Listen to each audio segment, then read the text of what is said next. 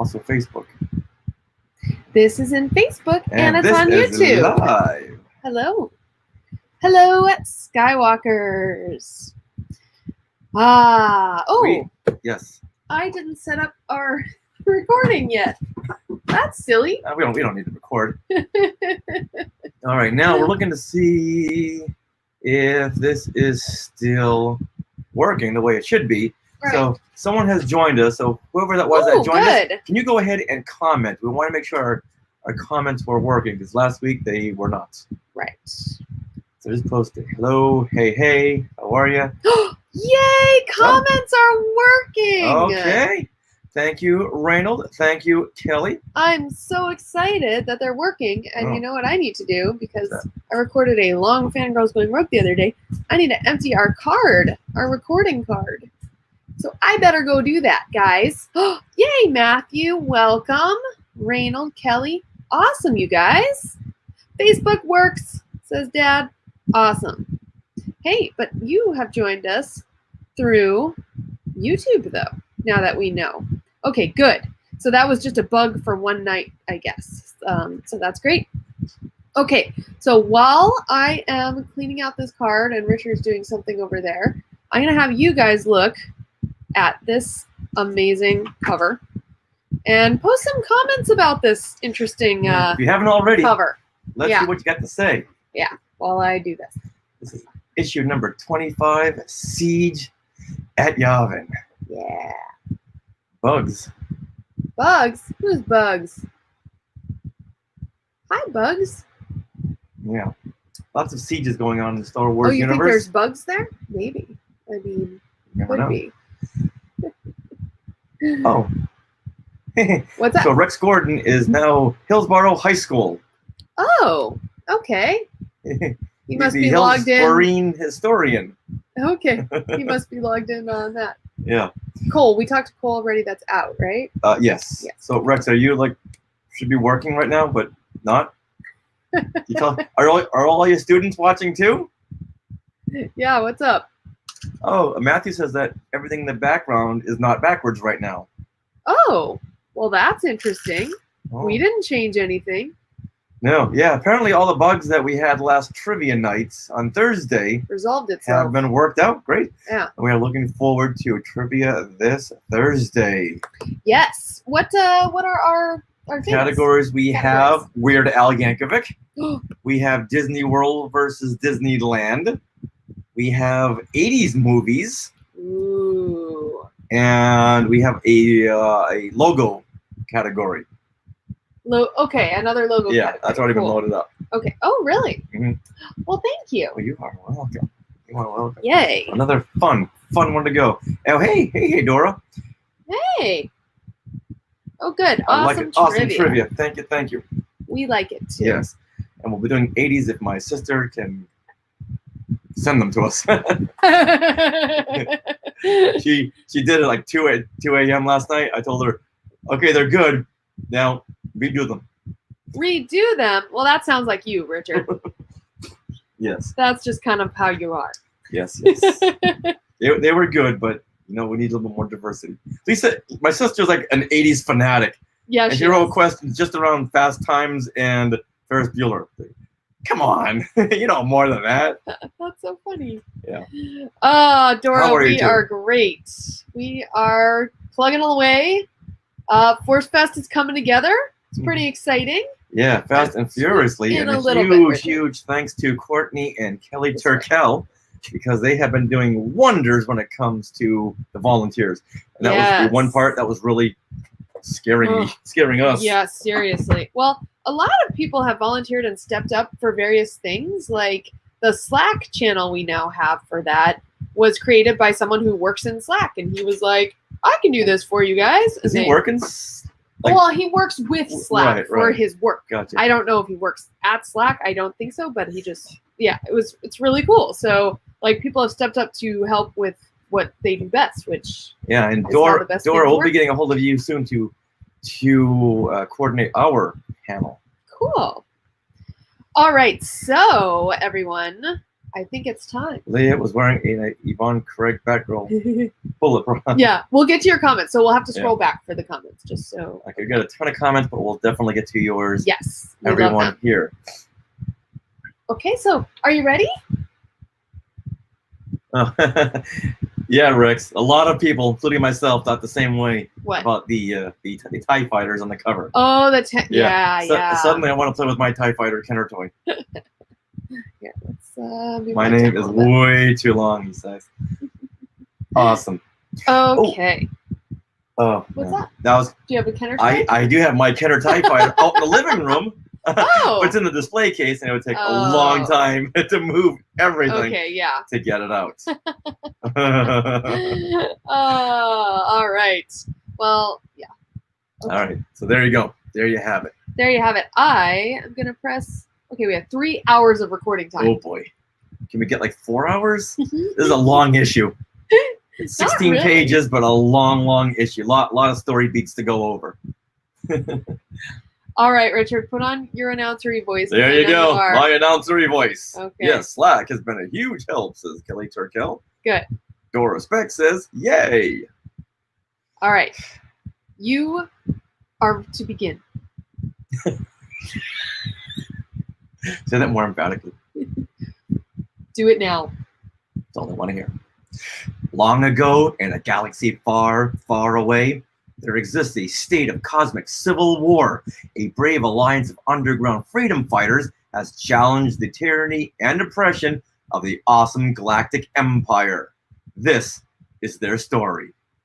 And that is how Marvel Comics began every one of their 107 issues of their original Star Wars comic series. I am Richard Wolosky, and I want to welcome everyone back to Classic... Wrong show, Sarah. Wrong show. We want to welcome everyone back to Classic Marvel Star Wars Comics. I am here to take you through these classic stories, share memories of reading these comics as a kid, and to get you caught up with these characters and situations that every Star Wars fan must know. Because, as we noted, there are several connections and parallels to the current films, comics, and novels, and we make note of all of these parallels and connections with our Fatum Fast Facts, so you won't miss them. Now, here is my sweetie wife, Sarah, who was still 23 issues away from being born in 1981. I never knew my life could be counted in comics. Yes. You have the Siege of Yavin plus 23 issues equals Sarah's birth. I love it. All right. Well, hello, comic book fans and non-comic book fans, because I know some of you may not be, but these episodes are still really fun because, well, I'm catching up to the comics myself. So I didn't grow up a comic book reader. In fact, I find it hard to kind of read comics sometimes because I'm so used to reading like words on a page and using my imagination as the pictures. So reading these comics for the very first time is very interesting, and I give you my 21st century perspective. And throughout this entire podcast series, which is mostly monthly, we are going issue by issue through the vintage Star Wars comic series that ran from 1977 to 1986. And yes, I was born somewhere in there. Yes, 23 issues past Siege of Yavin. Siege at Yavin. So last issue was a standalone where we went back to the early days of Ben Kenobi. And now this issue begins a whole new 2-part story arc, beginning with this issue 25, Siege at Yavin. Now, this issue takes place following issue number 23, Flight into Fury, after the rebels have escaped the wheel. So there you have it. Now we're all caught up. Okay. All right, so let's read off the story description for this issue. All right. The rebel base on Yavin is being attacked by a TIE fighter squadron, and no one knows where they came from since there is no more base, no Death Star, and no ships in the sector. Meanwhile, Princess Leia and Luke Skywalker arrive at the trading world Centaurus to trade in their ship for a less traceable craft since the Empire knows who they are, and what ship they were in. The Empire saw them leave the wheel.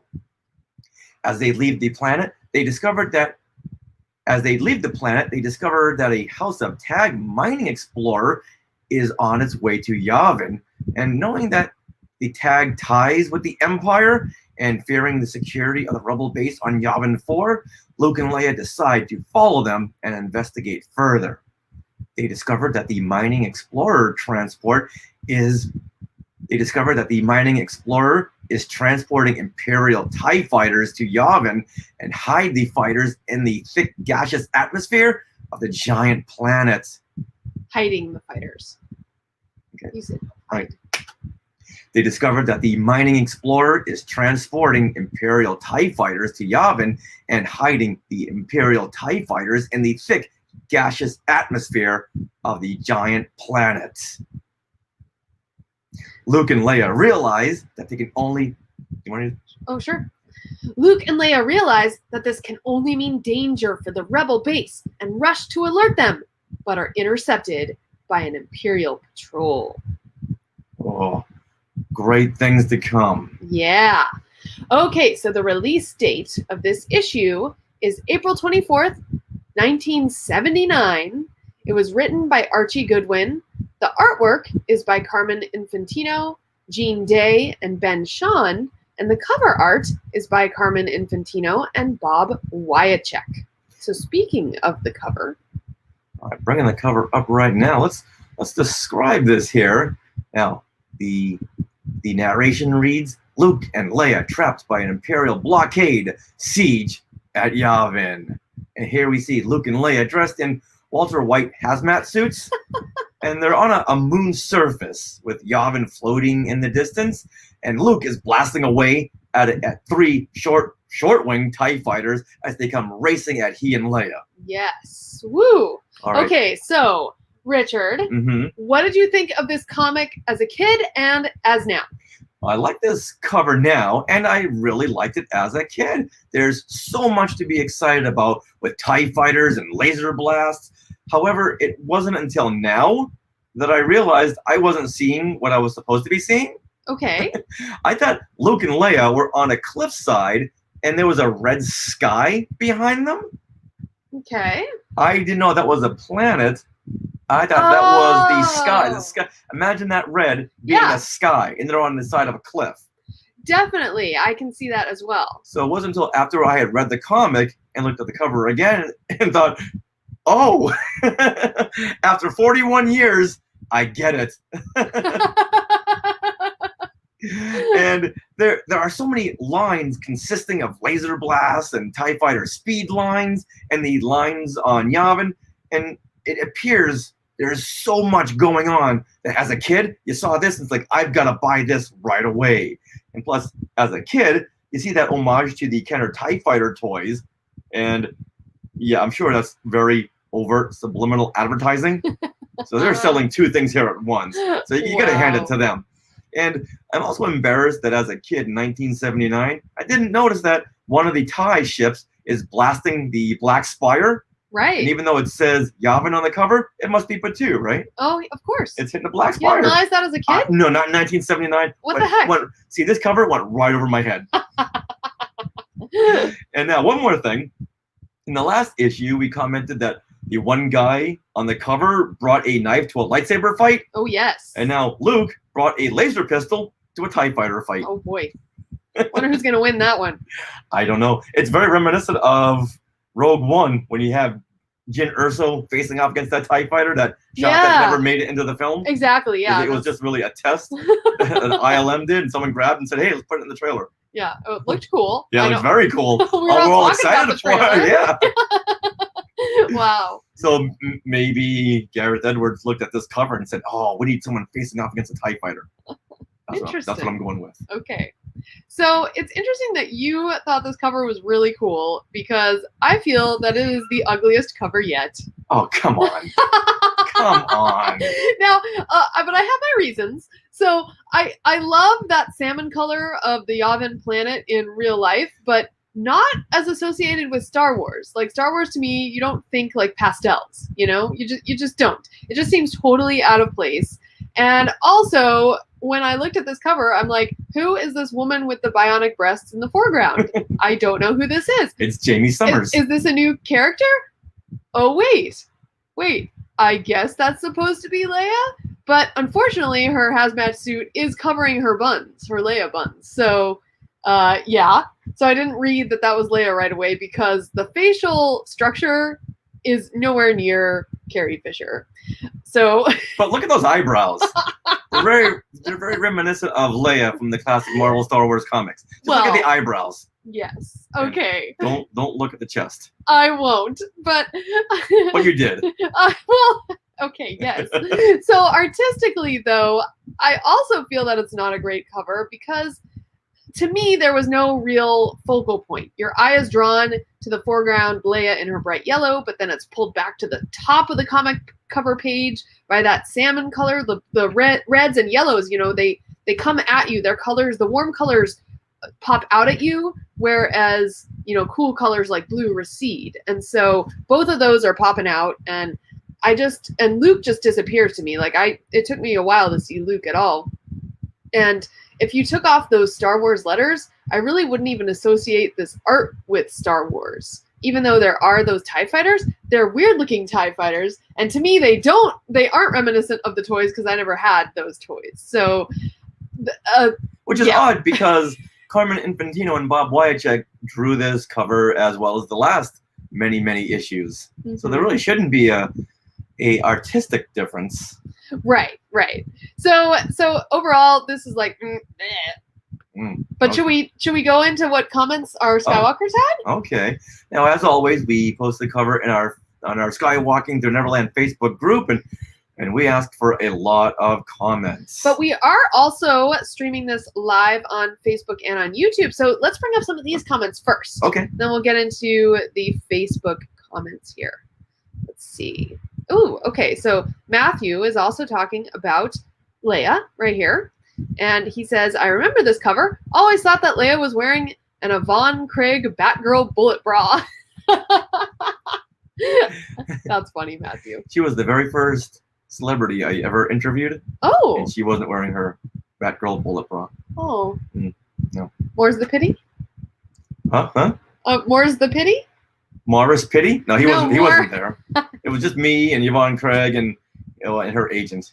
Morris Pity wasn't there. What were you interviewing her for? A long time ago when I was working at a cable station in Newton, Massachusetts. I got access to camera equipment. I thought, hey, you know what? Instead of paying to get into this convention downtown, I'm going to bring up, when you walk into a place with a camera, people move out of your way. It's like walking into a soundstage with a clipboard. Well, that's how we got into Star Wars Celebration Chicago earlier. Exactly, yes. The show floor. Yeah. And then I happened to ask someone, hey, is Yvonne Craig available for an interview?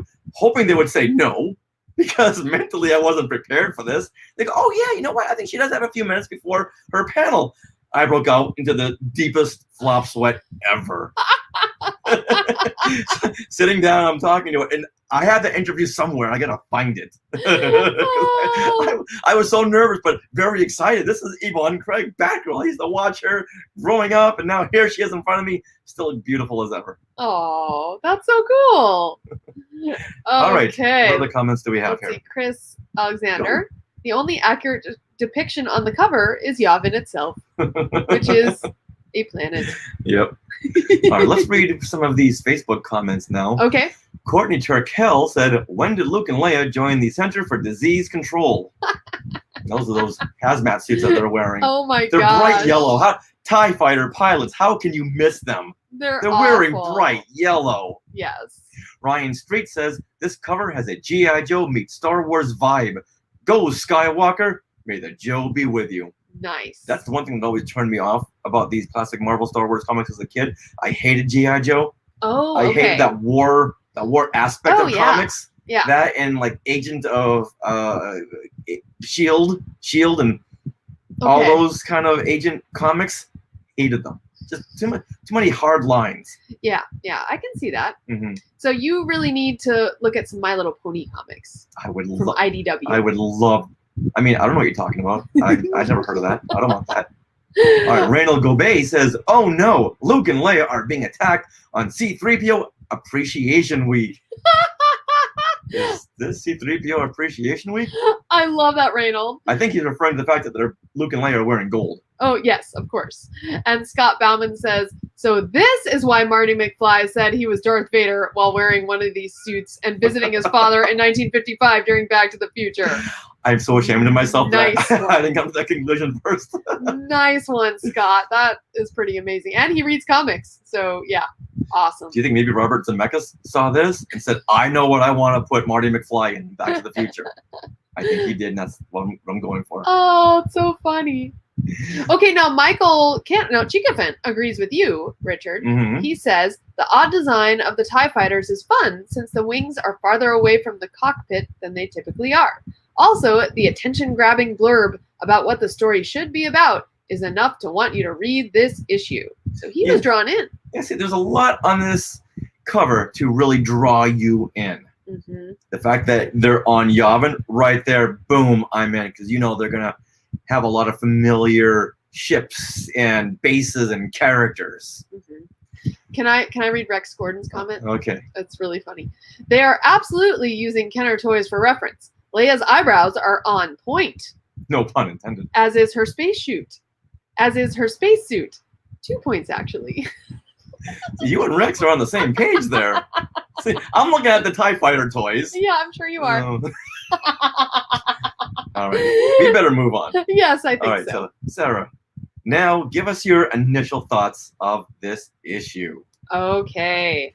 So, let's see. I really, my first thought upon turning to the very first page of this comic was there a new colorist on Star Wars comics for the first time? Because it looks like really different and just like a totally different feel than what we've been used to before. We had a lot of primary colors before, a lot of black, a lot of blue, and now all of a sudden we have these pastel color palettes. We have this light green. We have Yavin itself is this interesting, like, I can't call that red. And I can't call that orange. It's like an orangey red, right? Maybe you ought to call it orange. No, I'd never call it that. That's a orange, not a color. Orange is a color. Well, there is a new colorist with Ben Shahn. Yeah, okay. So, yeah, he definitely took some license and had some interesting times in this comic. And let's see. And then also the initial thoughts, I thought it moved along really well. And I was interested. It wasn't my favorite, but it definitely moved along, and I was like, okay, I can hang with this story. So I'm excited to see what's next, because they did a good job setting up the next issue. Okay. Just like with most first parters, like, okay, there's the springboard. Now I want to see the real action. Exactly. Okay. How about you?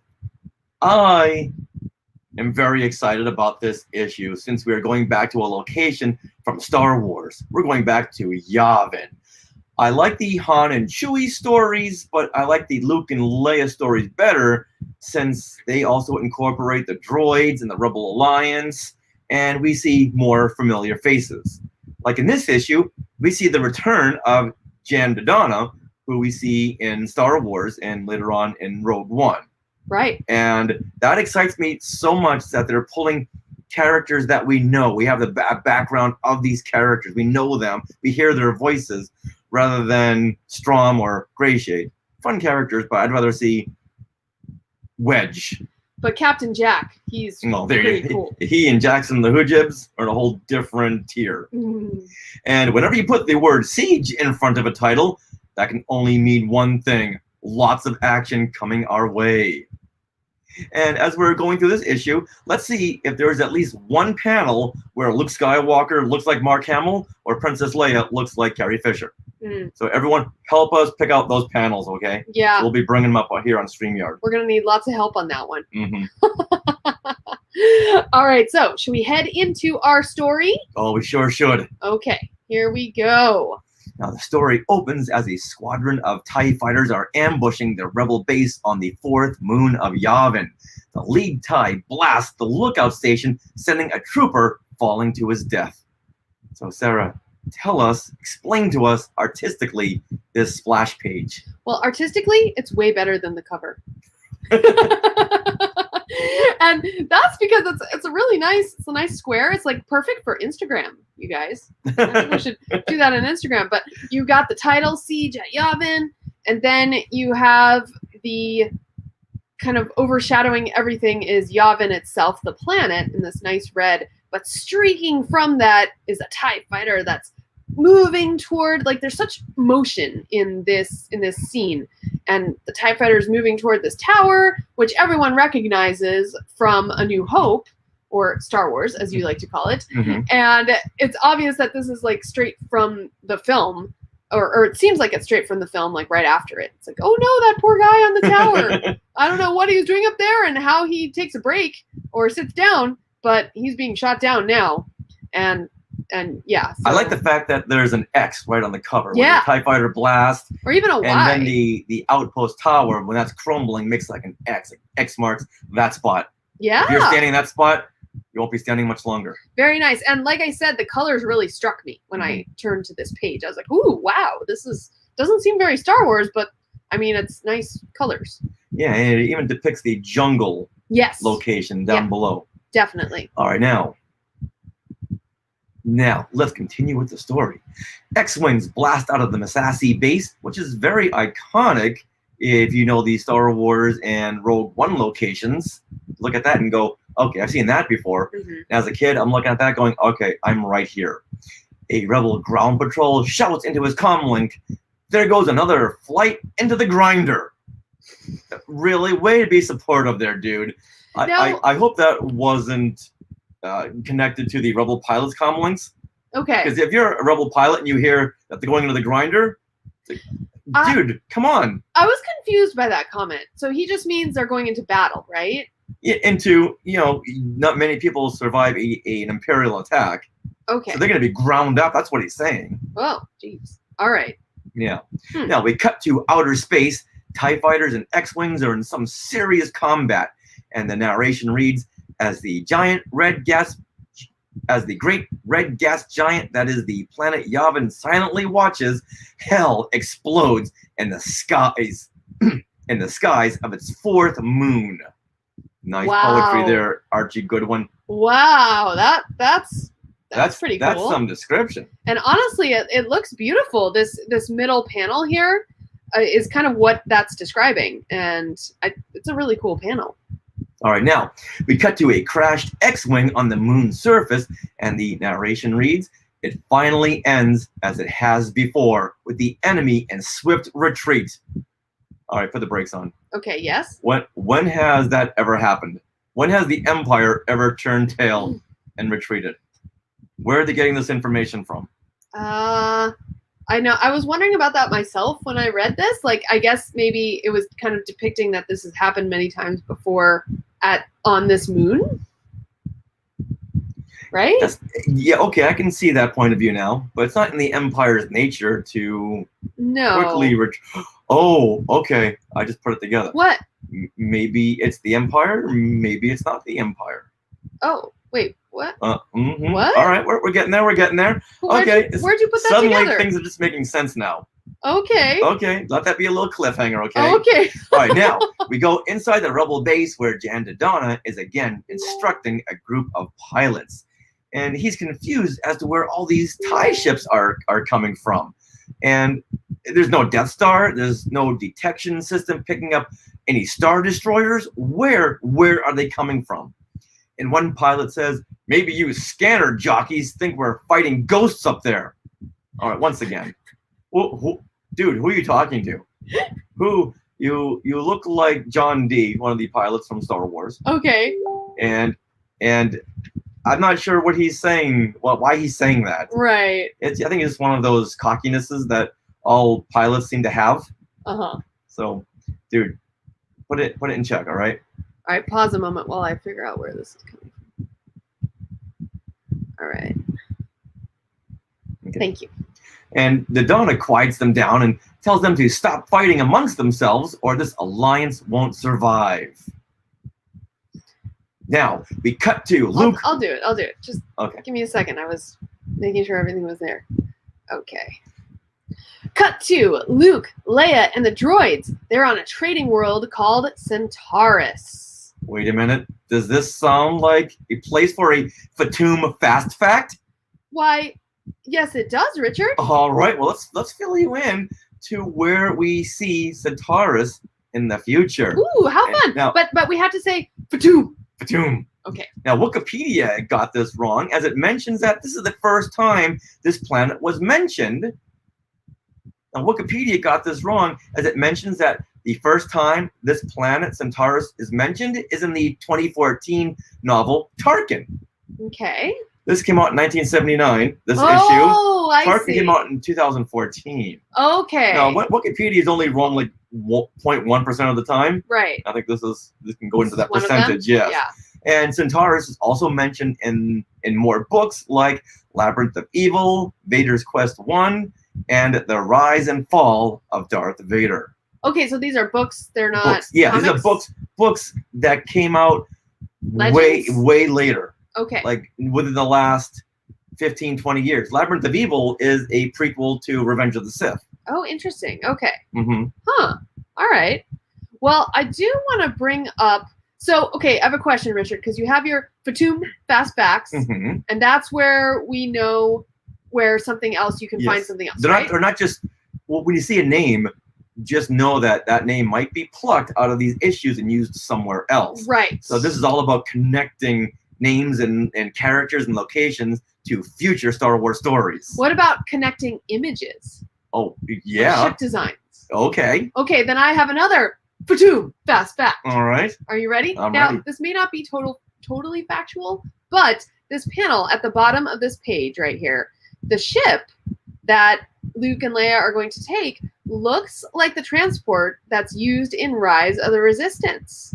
It has kind of that big back end like that. It's pretty long. It looks about the same size that you enter when you're riding Rise of the Resistance. So, and I also like the narration here where it says, Centaurus, the outermost of the mid-systems trading worlds, last civilized stop for those doing business in the galactic backwaters or taking a fling at exploring the unknown.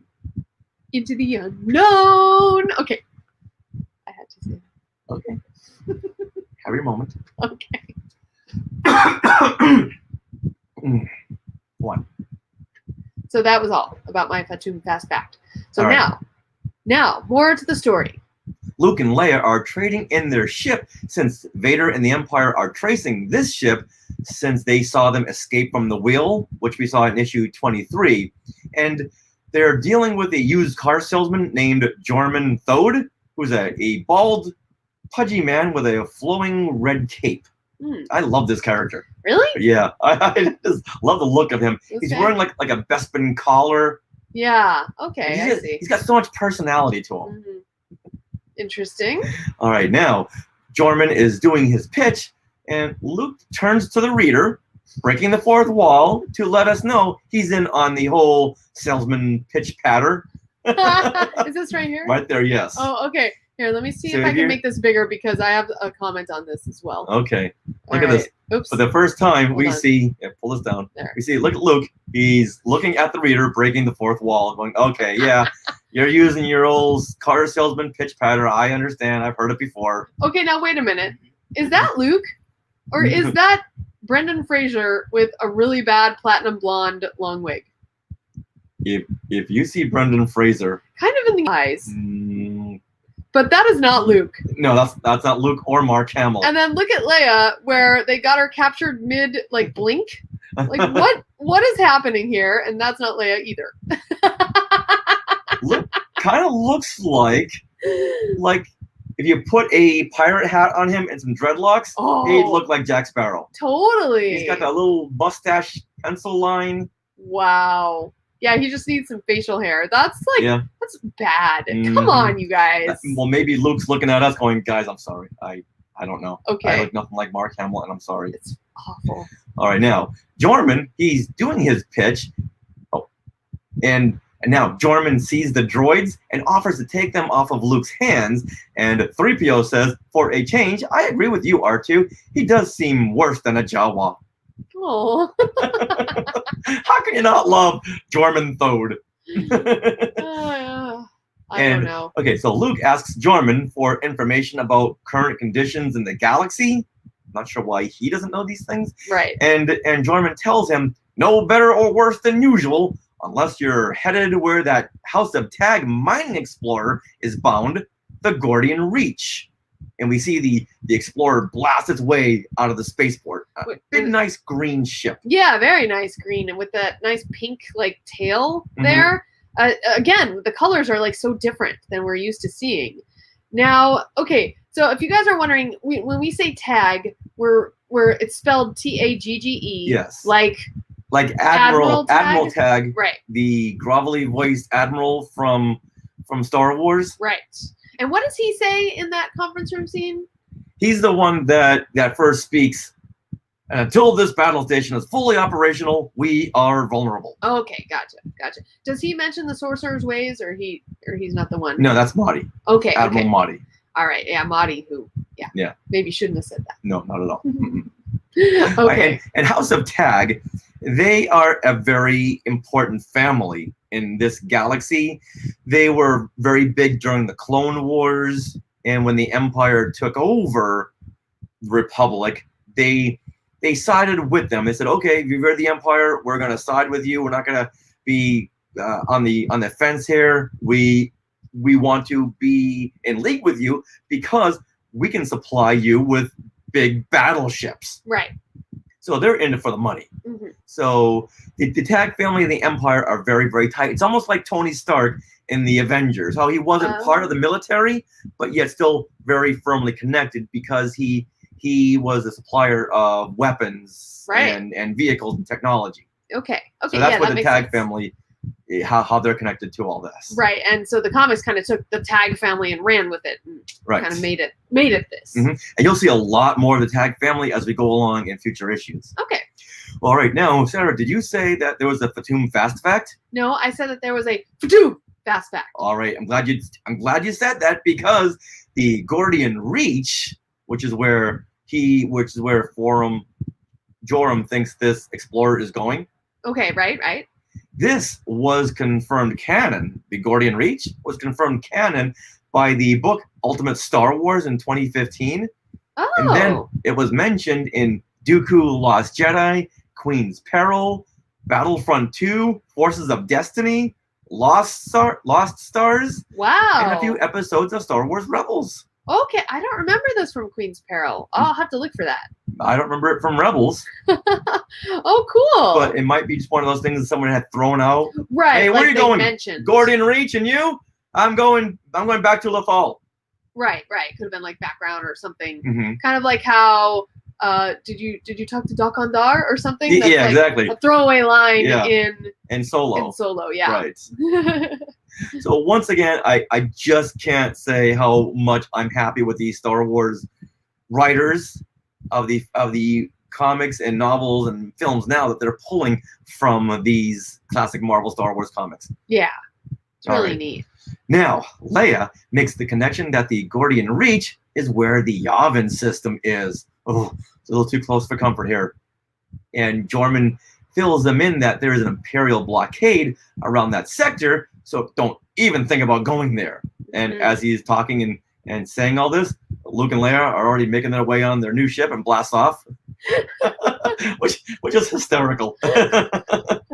And once again, Jorman has to name drop himself. He's done this the last couple of pages. Okay.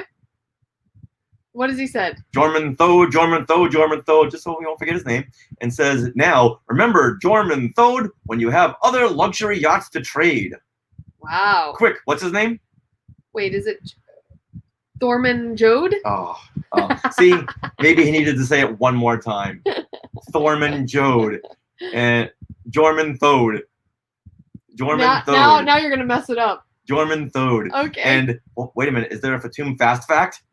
There I is don't know. not, because this is the only time we see Jorman Thode. What? This is it. This is sad. all he gets. I know. No one's more sad than I am. All right, cosplayers, get on this. Yes. It's such an easy costume. I love it. All right, continuing with what? All right, now Luke and Leia. Oh, go ahead. I was gonna do it. Okay, so continuing with the story, Luke and Leia are now in deep space And Luke gives us a little plot device plot lesson. Is he breaking that fourth wall again? He says, every time we get close to making it back to the rebel base, something pops up to get in our way. That's called conflict, kids. So the Skywalker family plot thickens when Luke now fears that Vader will go after Han if he can't find him. Now, when Leia expresses deep concern for Han's safety, Luke gets lost in his inner thoughts. Hold on, this is me, okay? Okay. I thought Leia seemed more interested in me, but now, oh no, Han's a good guy, but she can't really be in love with him, can't she? That was awesome. I didn't even rehearse that. I think you need to go to the power station to pick up some power converters now. I don't get that at all. Where's there a joke in there? Oh. Just then, as Luke is not reminiscing, what's the word I'm looking for? Lost in thought? As Luke is lost in his thoughts about Leia, 3PO tells Leia that the House of Tog ship that they saw blasting off of Centaurus is on their scanners now, and it's heading toward Yavin. And Luke says they should be more concerned about getting through the Imperial blockade around Yavin. And Luke says they should be more concerned about getting through the Imperial blockade around Yavin than the lumbering spice sniffer. Wait, what? Because this explorer ship, the tag ship, is it's a spice ship. Okay, right, it's an explorer spice ship. So Luke calls it a lumbering spice sniffer. Let that one sink in, okay? Oh, that one might rear its ugly head later on. Yes. Very nice. But then Luke wonders why this ship, which is mainly used for spice mining exploring, is going to Yavin. What's this blockade all about? Luke says. Did Luke not see Star Wars? The Empire knows the Rebel base is on Yavin. Why is Luke questioning the Imperial blockade? Well, Leia's the smarter one here. And she says that the blockade is there because the Empire is afraid. Wait, what? Yeah, they don't want the rebels getting out and letting the galaxy know that they destroyed the Death Star. Although, honestly, I think word may have gotten out by like the million people that died on the Death Star and their family members. Yeah, I mean, people who died on the Death Star, they didn't get the word out. No, they ceased to talk. Yes, but they didn't, check in with their family members after. Come on, I read Lost Stars. I know what happens. Word gets out quick. There must be some kind of social media in the Star Wars galaxy that word is out. Yes. Yeah, that's why I thought this was kind of ridiculous. Like, they're blockading the rebels on Yavin. Plus, why? Okay, this is why the rebels shouldn't have had a ceremony at the end of their Death Star, thing. Battle. They should have just left Yavin. Or the fourth moon of Yavin. Okay, what's one quick ceremony gonna hurt? I guess. All right, but Leia thinks that the Empire is playing a sneaky game and using the Spice Strike as a cover. Not sure where all this is coming from now. The only connection to Spice is that the tag ship is an explorer mining ship. Yeah. We're getting into the story hiccup of all this spice talk. Right. But they heard Spice Mines of Kessel in Star Wars, and so the writers we're going to use it. Let's use it. Yeah, exactly. Mm-hmm. So now Leia wants to follow the tag ship through hyperspace to Yavin. I thought that's where Luke and Leia were going. Yeah, I don't know where they were going, honestly. Well, the base is back on Yavin, so naturally they'd want to go back there. Yeah. But all of a sudden they say, "Hey, this ship is going to the Yavin, the sector, the what do you call it?" Oh, I don't know. Where is it? The Gordian Reach? I lost it. The Gordian Reach. So, someone didn't proofread this. No. Mm-mm. Okay, well, they blast into lightspeed on the heels of the Tog Explorer ship. Tag. I say Tog, you say tag. All right, Twilight Twi'lek.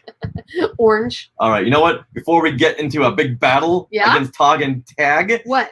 We should go into a commercial break. Okay, let's do it.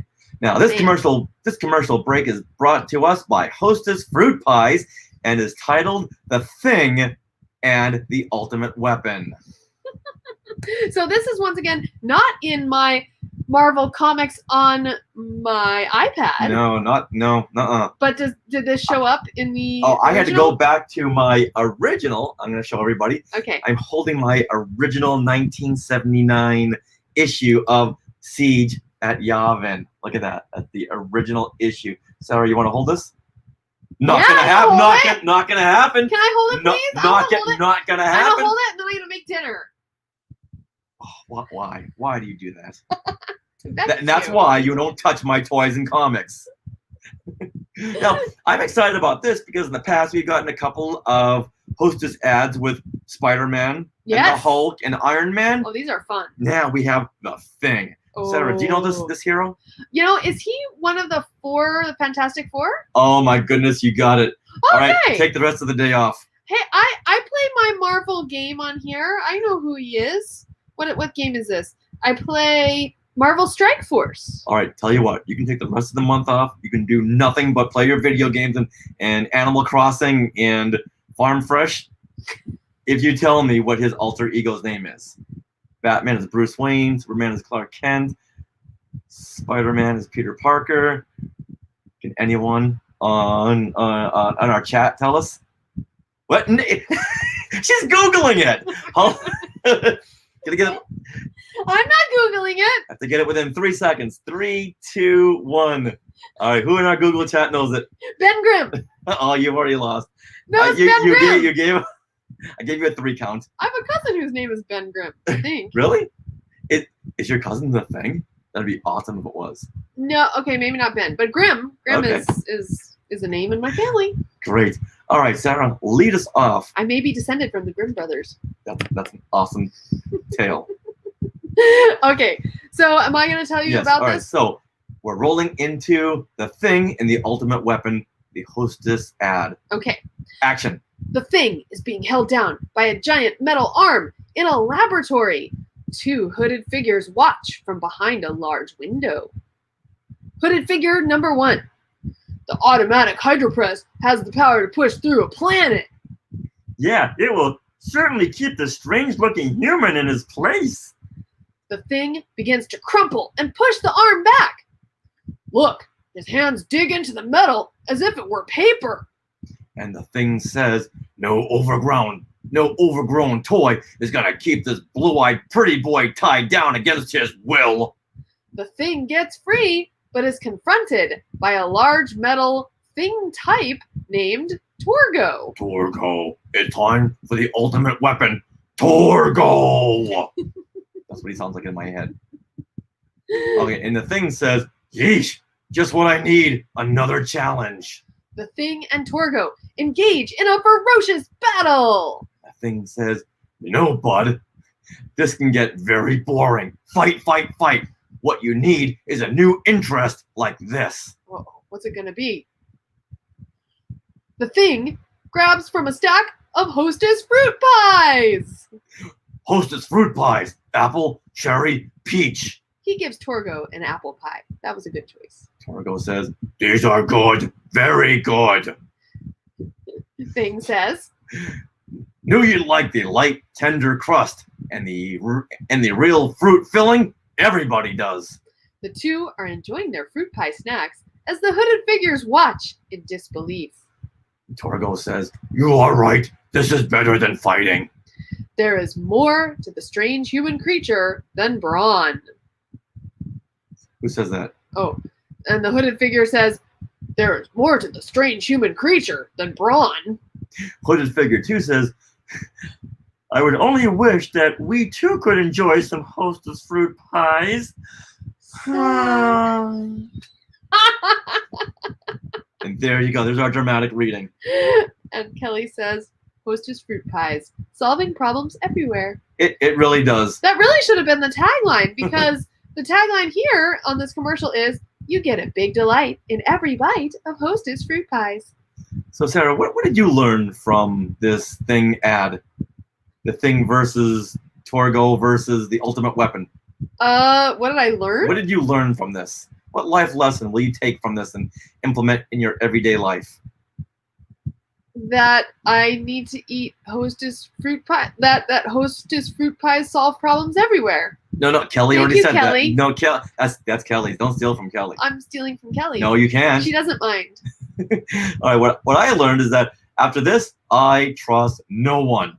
Why? Someone at Hostess dropped the ball. There are 4 kinds of fruit pies. Oh. They forgot my favorite, blueberry. Oh no. When you can't trust Hostess to know their own product, who can you trust? Okay, now wait a minute. Do you know that blueberry was around at that time? 1979, yeah. Oh, I consume these in truckloads.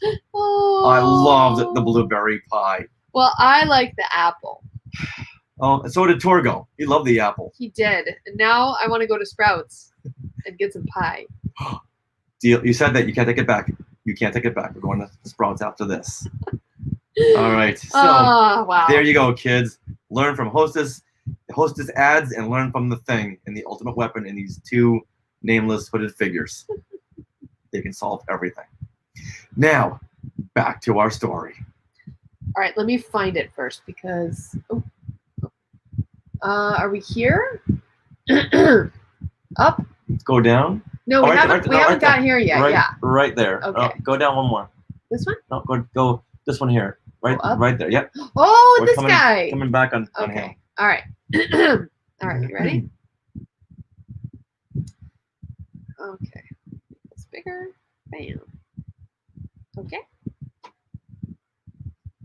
Now, back to our story. We come back as Baron Ormond Tag? I can't say tag. it. Tag? Just say tag. Tag, okay. All right, good. We come back as Baron Ormond Tag, eldest son of the Tag family, is training in lightsaber combat with his assistant, Shanks. Just to let you know, there's a Fatum fast fact for this Fatum fast fact. There is no Fatum fast fact for Shanks. This is it. This is all he gets. Oh, I'm sad now. Now, is it me, or does Ormond Tag look like a cross between Dracula, Cyclops from X-Men, and Crimson Jack with his tight spandex? Okay, so I only see his face in this very first photo, and to me, that was like straight out of some kind of like Terminator or one of those 80s like action movies. And this is like an 80s action dude. It almost kind of looks like Arnold Schwarzenegger to me. Maybe if you got Arnold Schwarzenegger and Wesley Snipes.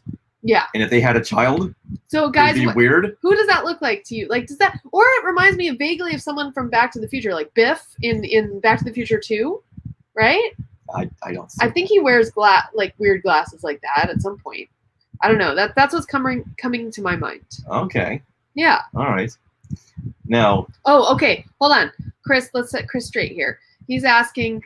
Oh, he remembers wondering if this was the same Tag as the commander in the Death Star. And yes. No, it's not. No, not the same character, but same family. Right, same family, but it's not the same character. No. Yeah. Okay.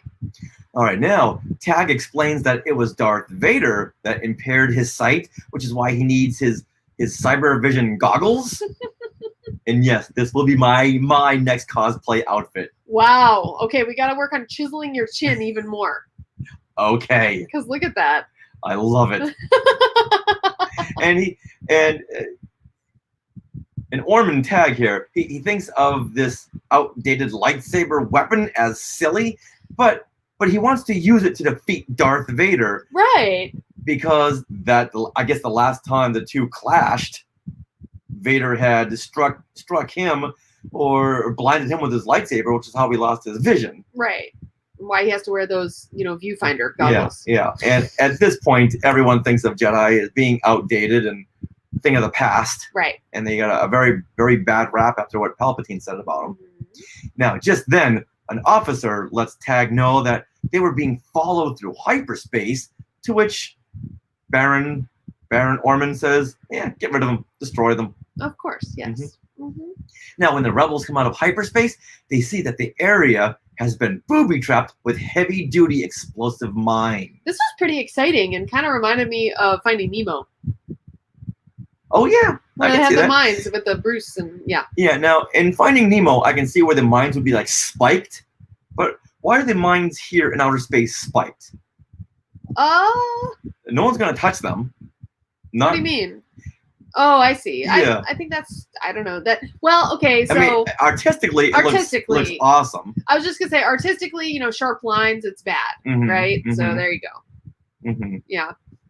I don't know why that comes to mind, but like, why bother putting the spikes on them? Yeah. Okay. Now, Luke and Leia are quickly blasting the mines before they can do any more damage to their ship. And please now tell me what Princess Leia is wearing on her head. Okay. Well. Oh. Okay. Yeah, I have a right bone there. to pick about this. Yeah, All there we right. go. All right. All right. So everyone, take a look at this, and tell me what's wrong with this picture. Okay. Now.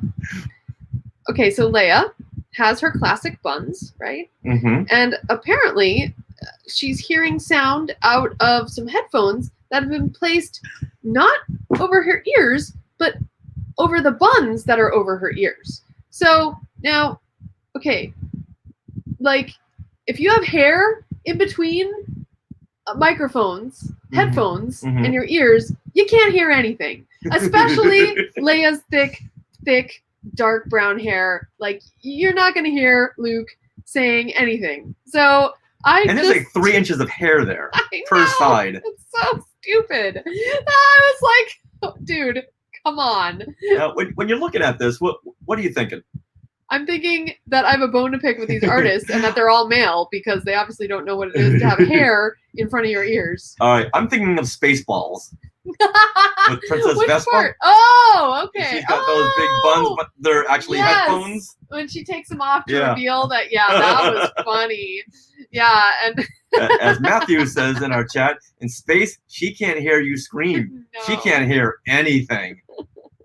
All right, now Luke taps into the Force and moves the ship around the mines, letting his instincts control his actions. He is also blasting every mine in their path. And Leia is so impressed by this. What does Leia do? She's very impressed with Luke's ability and what he's just done. Yeah. Okay, what does she do here, everyone? Okay, you guys. Okay. I laughed out loud. We'll give you a hint. It's very reminiscent of what she does to Luke in The Empire Strikes Back. She plants a smacker kiss on him. Wow, Luke. Oh my god. But here's the kicker. 3PO interrupts them. But before 3PO interrupts them. Now, what does she call Luke? Oh, she calls him thanks, Flyboy. She calls him Flyboy. Wait a minute. Yeah. That's what she calls Han Solo. I know. Is Leia thinking of Han while kissing Luke? Well, I don't know, but I just think it's so hilarious that 3PO interrupts them not only in this story, but in the panel itself. Well, now, unlike The Empire Strikes Back, we want 3PO to interrupt them. Well, I know, definitely. I think maybe 3PO knows who Luke is, the son of Anakin, the little boy who built him. Well, no, he's not supposed to know, though, right? His memory was wiped. Right, exactly. However, I'm just thinking of a reason why 3PO should be interrupting here. He should be interrupting here. So I'm just thinking maybe he knows something that maybe when 3PO got his mind wiped in Revenge of the Sith, not all of it was wiped. So he's like thinking, something's not right about this. This doesn't add up. Gotta break this up, guys. Yeah, I don't know why, but I need to intervene. I think it's hilarious that 3PO was once again interrupting. Oh, I know. I love it. Now, 3PO is telling them that the scanning and tracking equipment has gone berserk. And now they have got no equipment to maneuver around anything else, against mines, against the gases, against anything. So they're flying blind. And Yavin's gases create a constant storm, and it's jamming everyone's devices. So yes. That's what 3PO meant by, all right, our scanning system is out because of all these gases. And that's when they notice that the tagged ship is also orbiting around them, and Leia tells Luke to quickly hide behind one of the smaller moons. Take the ship and hide. There's so many moons around here. One's the size of like a Volkswagen. One's the size of a camper. Let's hide behind that one there. And that's when Leia decides that she is going to go out into outer space and do some spying. Because why not? They're going to leave the ship there and Yeah. Mhm. Okay. That seems like a good idea at the time. But Luke says he's going to join her, Hmm. and Leia finds that quaint that he's so protective. So they get in their hazmat Walter White suits Yep. that we saw on the cover, and they launch themselves into the pocketed airless sphere below. Yes. So they land on a Where is moon. They land on a moon, which is very close to the tag ship, and they assume that the spaceship is not looking for spice. All right, what's going on here? You guys ain't searching for no spice. What is up? Mhm. And the tags. We read that part. Okay, I'm sorry. So they're not looking for spice. So Leia, maybe she's tapping into the Force. She knows. So they're here for something else. Remember in the beginning, I said maybe those TIE fighters aren't Imperials. Let that sink in for a second, okay? Now, cut to the inside of the tag ship. The Baron Tag and Shanks are watching the action in the hangar bay as TIE fighters are about to blast off and invade Yavin once again. Mm-hmm. So Tag's his whole major plan is to find and destroy the rebels and their base to win Vader's spot as the Emperor's right-hand man. Right. Now, he is not playing by the Freemaker Adventures guys. Remember? so when you get up there in under Darth Vader or under the Emperor, Mhm. you know, you kind of have a tendency to get your head cut off or your windpipe blocked. Crushed. Right. Right. But, this guy thinks he can stand out. All right. Yeah. I'm above those Freemaker stories. Okay. And Tag says, let the Sith Lord follow his Force scrambling about the galaxy and seeking those who shamed him in the Death Star battle. So Tag is taking this opportunity while Vader is off on his personal vendetta to not only knock Vader off of his pedestal, but get revenge on the man who took his sight. So this guy's got a good, efficient plan happening here. He does. You know, you got to respect a villain who has his own motivations and is not doing it just to be bad or whatever, but he has his own reasons. Mm-hmm. I like that. So we see all of these ties in this ship, and we know that they are close to the Empire, the Tag family. Yes. But perhaps these aren't. It's not said in this anywhere. I'm just assuming or guessing, or speculating that maybe these TIE ships aren't the Empire's. Maybe he stole them, which is why. Which is how they got there in the first place. Interesting. And that's what that meant earlier when it said the TIE fighters retreat as always. That's not something that's classified with. That's not something that's descriptive of the Empire. They don't retreat hastily. Okay, so I got a different idea from this panel here. Like when they're walking through the ship, when Tag and his man is walking through the ship. Shanks. Yeah, they see all these TIE fighters that are almost like in a factory, it looks like to me. So I thought that they were building these TIE fighters within their ship, and then they were sending them down, as you'll see in this next panel. No, that's their planet. That's how they're getting the ships to the system, because if the rebels look up and see this spice mining ship, it's like, oh, that's no problem. They just don't think anything about it. Okay. But this ship is actually it's a freighter for TIE fighters. Okay. So it's not a manufacturer of TIE fighters. It's they're secretly think about the story of Troy.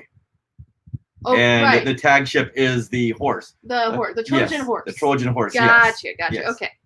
So I'm thinking maybe these TIE fighters aren't all Imperial, because if they're swiftly getting out of there after an attack, that's not TIE fighter behavior. No. That's not Imperial behavior at all. Okay.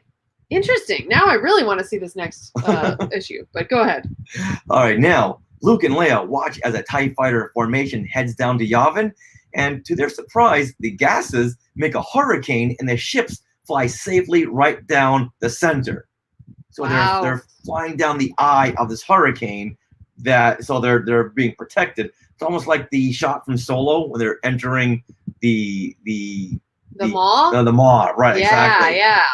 All right, now Luke and Leia, they got to get back to the ship so they can warn the Alliance at the base that, hey, you're about to be attacked from a whole squadron of TIE fighters. Yeah. And they're being held. they're hiding inside of this gaseous hurricane. Okay, so now I have a question here. So the tag ship comes, drops off these TIE fighters, which go to the planet's surface. Yavin. Now, Yavin, but this is not the moon of Yavin where the rebels are, right? Well, yeah, there are so many Yavins. Right. Yeah, so they're going to the fourth moon of Yavin. I'm not sure why they never Really? said that, but we saw the base, the rebel base, the Massassi base. Where? Earlier, remember when I said, hey, this Right. is an iconic location from Star Wars and Rogue One? Right, but okay, so I thought that the TIE ships were going into the planet of Yavin, not the moon. They were going into the planet to just like be stored, and there's like a whole mess of them down there. No. They want to attack the rebels. Okay. Wow, this Because is confusing. All right. they don't want word to get out. Someone might send that random rogue tweet Okay. that we blew up the Death Star, and now the whole world knows about it. Okay. So yeah, this is their way to ambush the Massassi base Gotcha. because they'll never see them coming. I think that's a very brilliant story device. Okay. So as they try to figure out Tag's plan, Luke and Leia.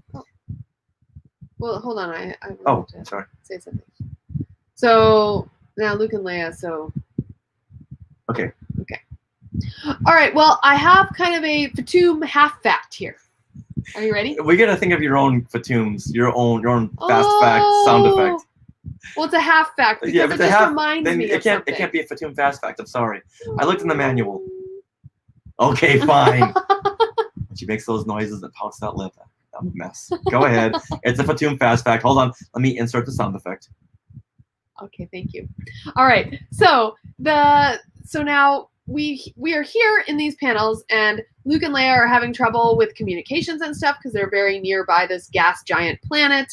Same as, the TIE fighters have to navigate through the gas giant into a hurricane in order to not be destroyed by the gravity pull.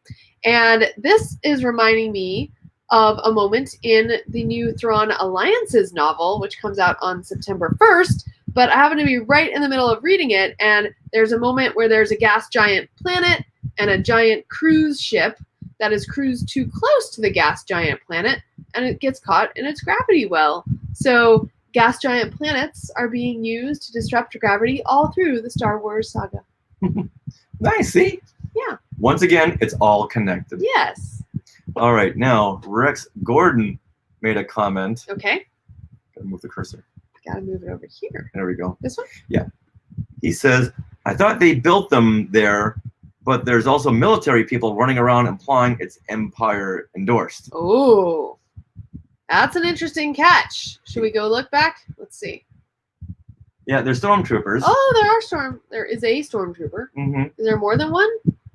Well, where you see one stormtrooper, you know there's many more. But there's also these guys in green, like. But those aren't Imperial outfits. But now is that our? Oh, those are our two dudes. Yeah, that's. Okay. That's Shanks and Orman Tag. Okay, I also have to say their belts look very uncomfortable, and if they had to sit down, there'd be parts that were being squeezed in the wrong places. They ain't sitting down never. No. All right. So there's different ways of maybe taking that. Yes. I was just thrown off by the whole line that the TIE fighters, they're swiftly retreating as they always do. I'm trying to make sense out of that. Right. That was a confusing line. Okay. Yeah. All right. Okay.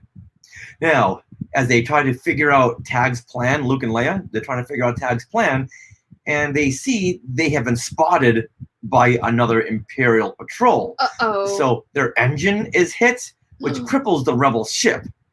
And 3PO, he also lets them know that their communication system is down. Calling for aid is now impossible, he says, not unlike the odds of our survival. Oh, good thing Han didn't hear him say that.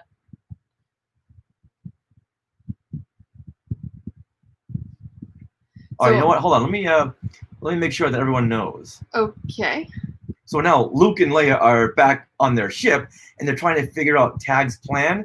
And they see they've been spotted by another Imperial patrol, and now their engine is hit, which cripples the ship.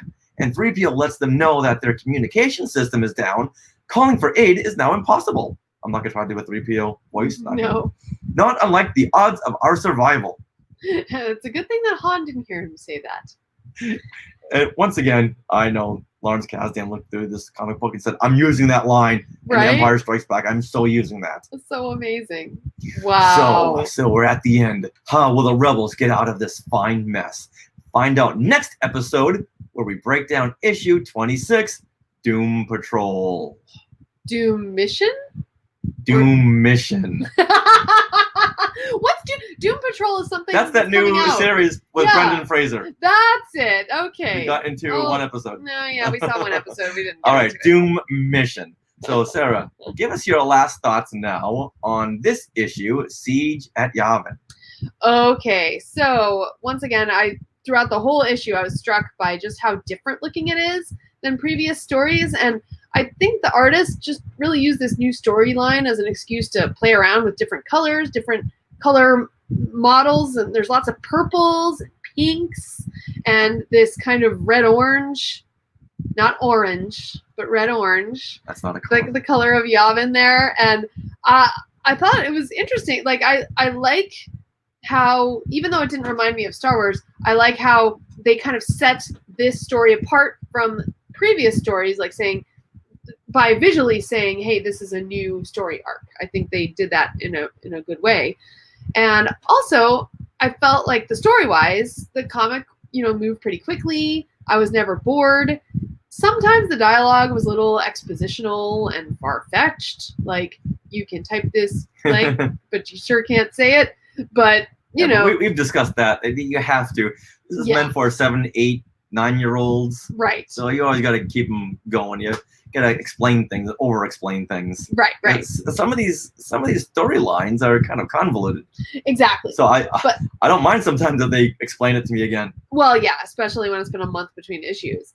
But also, I find it really fun when I'm reading these to pick out like exact moments in A New Hope that the writers kind of built upon to add to the storyline. I mean, look at Tag here, Baron Tag. It's just branched out of just that one scene in A New Hope with Admiral Tag, and then the Liu Kang and Leia love triangle, of course. Like, so they had Luke and Leia kiss. Oh my gosh!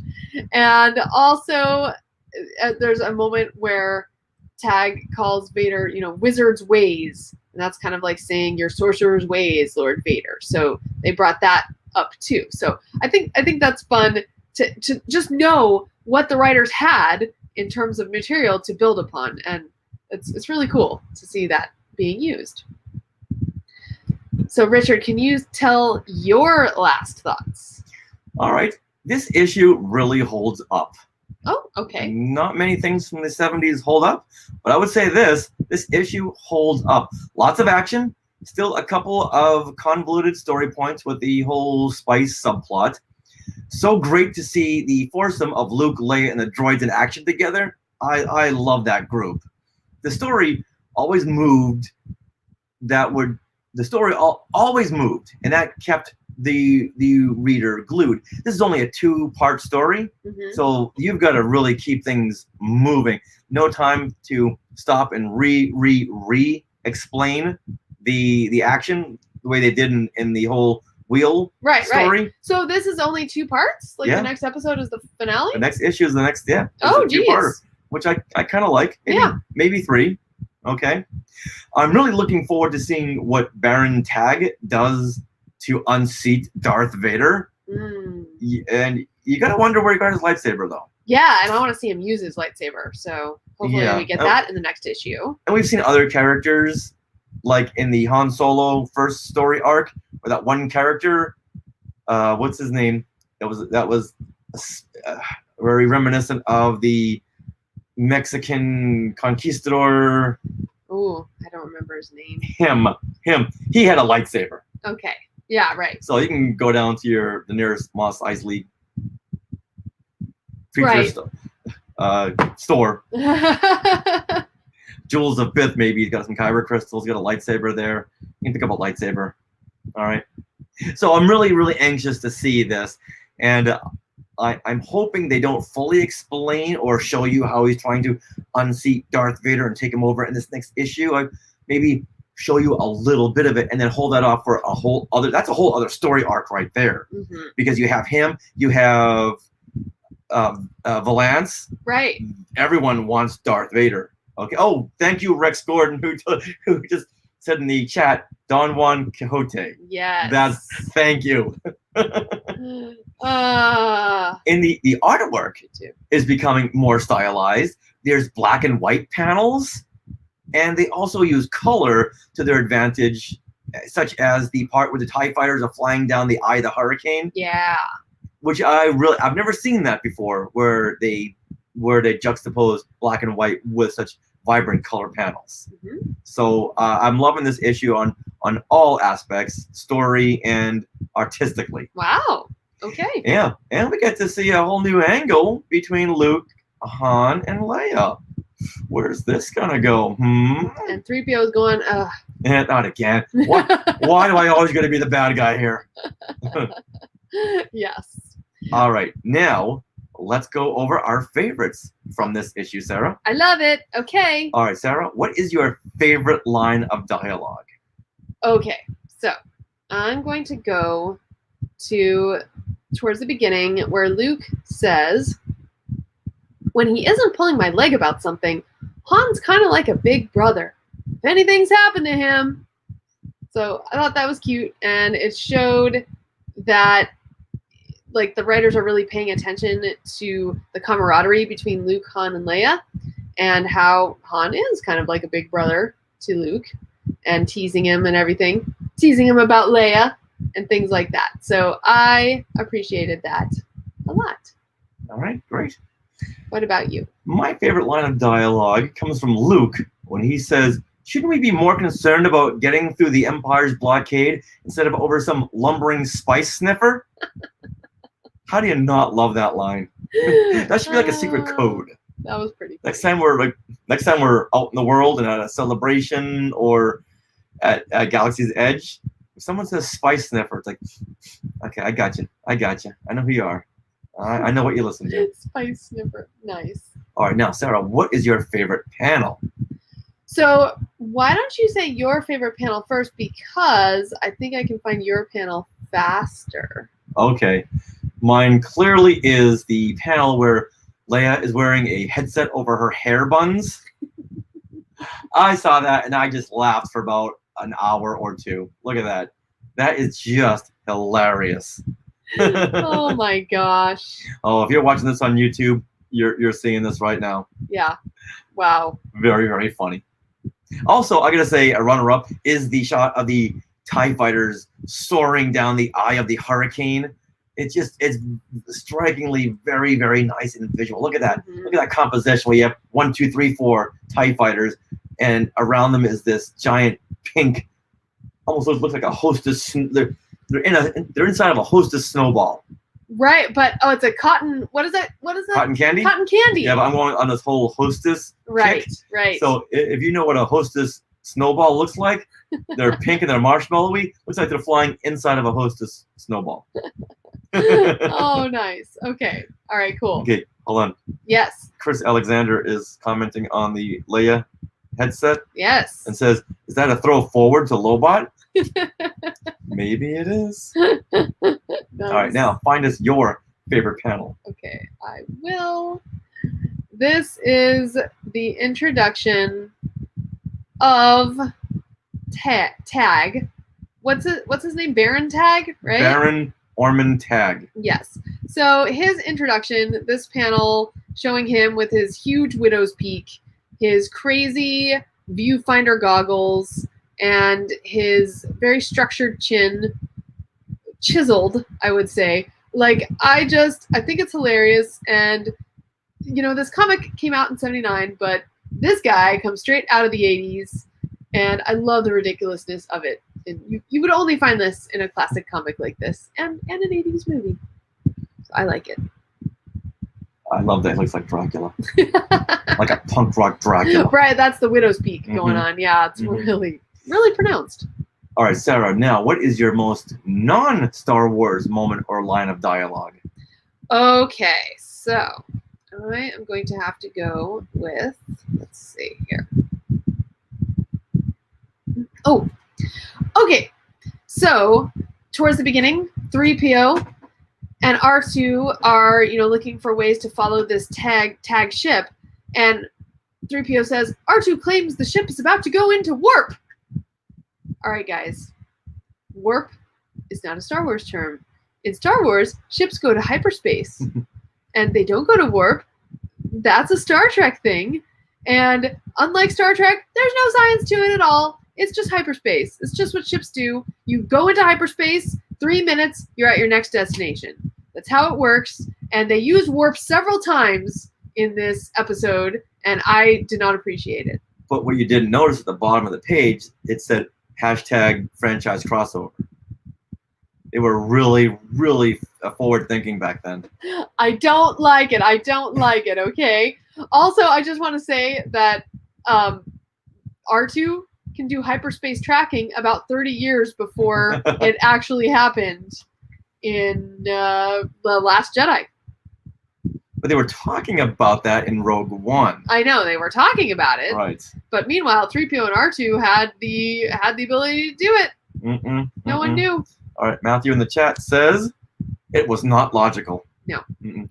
Oh, Rex Gordon says Centaurus was also a Star Trek name. What?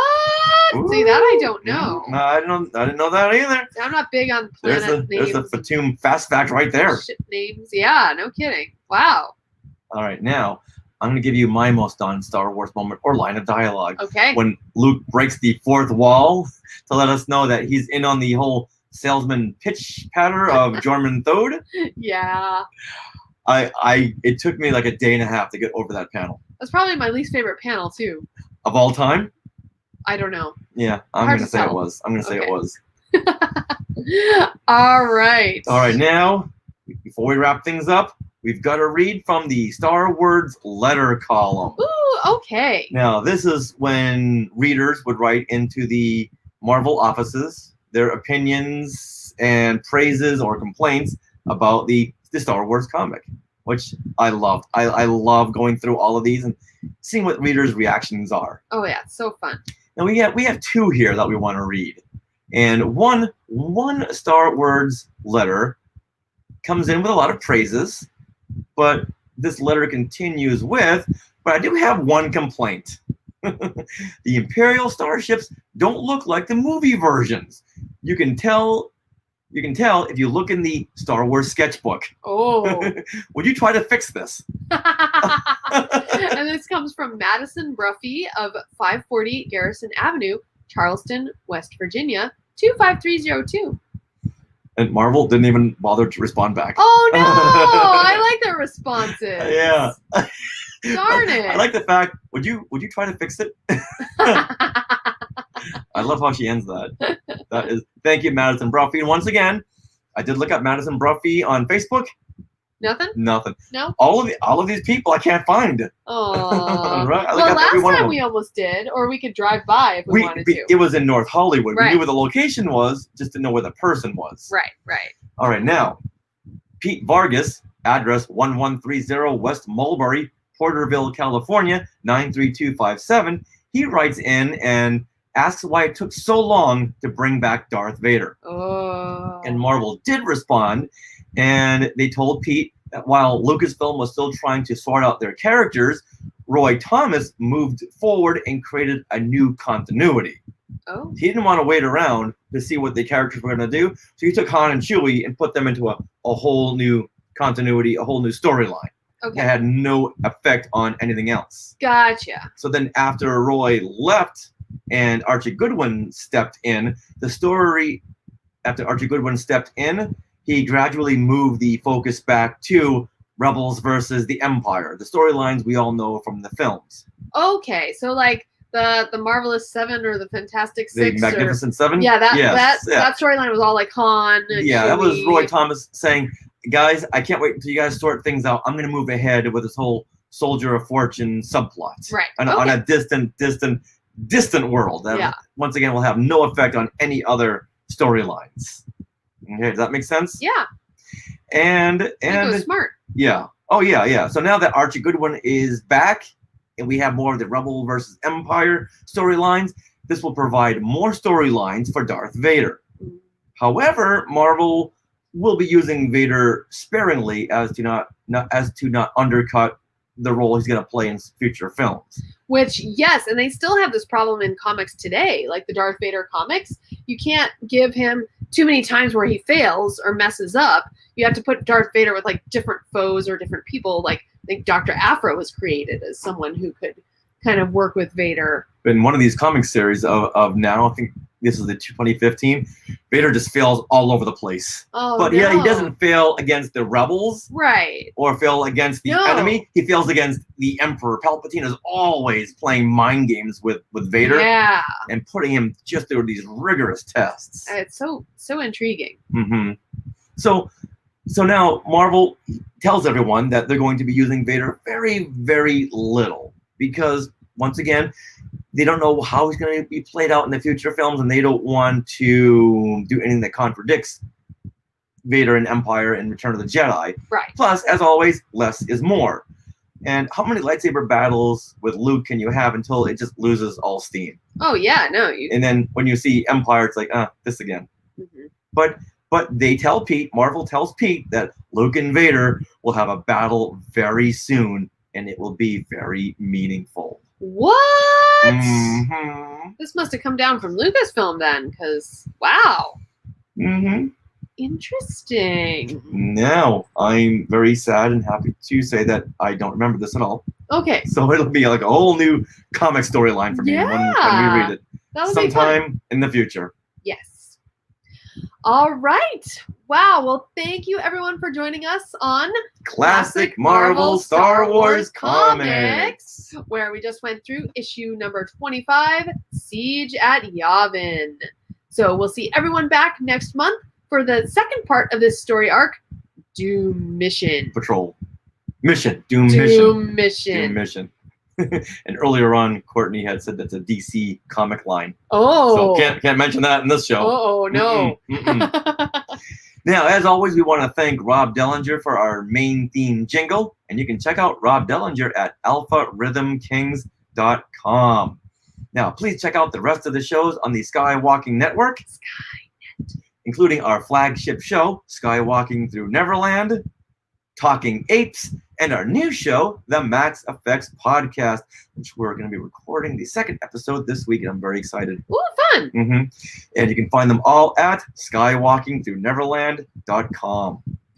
Now, if you want to join us on social media, we are at Skywalking Pod for Twitter and Instagram, also TikTok. You can also join our Facebook group. You can search Facebook for Skywalking Through Neverland group and request to join and answer the questions that pop up. And also we are on Apple Podcast and Stitcher or your favorite podcatcher, and we love your reviews. It just gives us a little thrill each time we see a new one. We love it, you guys. And also remember, this month, who'sitswhatsits.com, they specialize in some fun fashion items and pins and everything that has a Disney theme to them. You can get 15% off if you use the code Skywalking when you check out at who'sitswhatsits.com. Sarah's got a whole supply of their wardrobe, so you know there's something. Yeah, they have like Lost Princess things. Mm-hmm. And we also want to tell everyone about Force Fest coming up August 28th through the 30th. Very, very excited. Lots of panels. So go over there to getvocal.com to create an account so you can join in on all the fun panels. And Get Vocal is GETVOKL.com. Yes. All right, everyone, for Classic Marvel Star Wars Comics, this is Richard. And this is Sarah saying Fatum. Borp. Kiss me, Luke. Shanks. Fabrit. Zamp. Nice. Joram Thode. Whoa, they already came? Well, thank you, Courtney. Oh my goodness. What shirts did you get? Pause it. Okay. Pause it. How exciting. I'm glad you did. Yeah, I need to actually put it in order because they have some really cute stuff. Ordered through Who's It's What's It's? Who'sitswhatsits.com. Did you use the code? Yeah, she said she Oh, okay. Did you? Okay, she good. used the code, and they already We want came. them to know that people are listening. Yes, yes, super cool. Who's it? I can write it down here too. What's it? Oops. What's it.com. Bam. Just go here, everyone. Yay. Okay. Well, thank you for ordering. Thank you for everyone who's already like signed up or helping us with Force Fest. Like, Yes. amazing. Yes. Like the Skywalking community, Skywalkers, you guys are awesome. Mhm. We just want to say, Yeah. like, big round of applause to Yeah. Courtney and Kelly Turkel mhm. for all the tremendous work that they're doing. Chris Alexander will be doing a couple of Star Wars origami classes. Yeah. One on Saturday, one on Sunday. We got some fun panels lined up. It's gonna be, well, we got 40 panels, I think.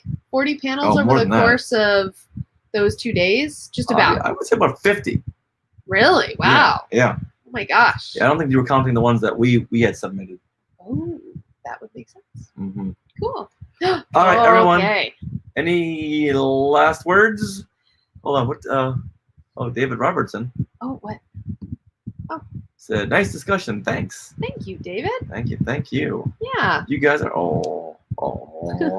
Thanks. Aw. Aw. Well, the lightsaber battle, the story, the Tarkin story arc. Cool. Okay. So I guess we will see you later. Okay, everyone? Origami is still a thing. Yes. Big time. It's pretty fun. Yeah. In fact, there's a new Star Wars origami book coming your way. Yep. With some new designs from the sequel trilogy. Not sequel. Yeah, sequel trilogy. Yeah. Yep. Pretty cool. We got a preview. Okay. All right, you guys. We're going to say goodbye. And we're going to get this show out to everyone. And it should be lots of fun. Yeah, we'll see everyone on Thursday night for Thursday Night Pop Culture Trivia. Woohoo! All right. Bye-bye.